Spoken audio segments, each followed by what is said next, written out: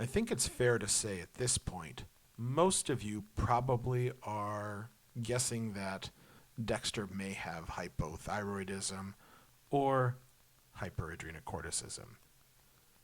Of course, the topic at hand is hyperadrenocorticism, so we ultimately know what he's going to have, but trying not to think with blinders on, it's appropriate to consider both of these hormone disorders for a patient like Dexter. Both hypothyroidism and hyperadrenocorticism are very reasonable concerns at this point. He's got clinical signs for both of these hormone disorders, so we want to be very clear, complete, and concise with all of our communication with Dexter's family. We want to make sure that they understand that the diagnostic investigation that you're about to recommend is a process, that you may indeed have to run more than one diagnostic test, that this isn't just one blood draw, one lab submission, and you're done.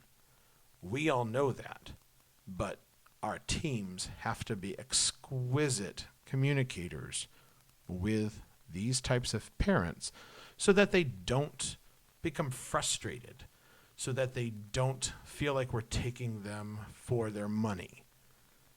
And you might have heard me say the word team, and that's because I believe very adamantly that as veterinarians, we should be leveraging our credentialed veterinary technicians as much as possible. These are trained medical professionals. Why not use them? Why not use them to help us educate pet parents, to help them understand the diagnostic process? So knowing that technically we should be concerned about both hypothyroidism and hyperadrenocorticism at this time, you get to decide which hormone disorder do you screen for first. In my opinion, I would screen for the hormone disorder that is statistically more common. And in dogs, that is hypothyroidism. That's what we chose for Dexter. And here you can see his thyroid profile results.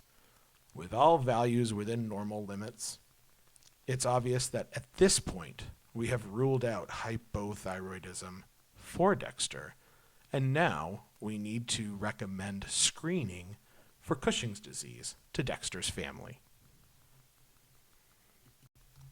As you likely know, Cushing's disease is a problem of the adrenal cortex. So let's briefly review the anatomy of the adrenal gland. I affectionately refer to the adrenal gland as the peanut M&M of the body. The peanut is the medulla, and the cortex is the chocolate coating. Because we're talking about Cushing's disease, which is a problem of the adrenal cortex, we need to take a closer look at the individual layers of the adrenal cortex. From outside to in, the mnemonic that I was taught was GFR: glomerulosa, fasciculata, and reticularis.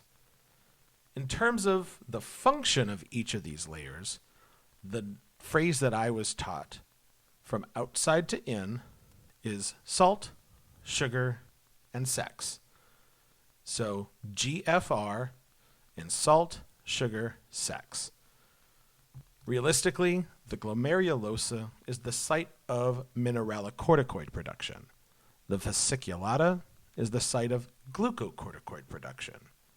The reticularis, that's where androgens come from. Of course, to be complete, we should mention the product of the medulla. What is it? That's where your catecholamines come from.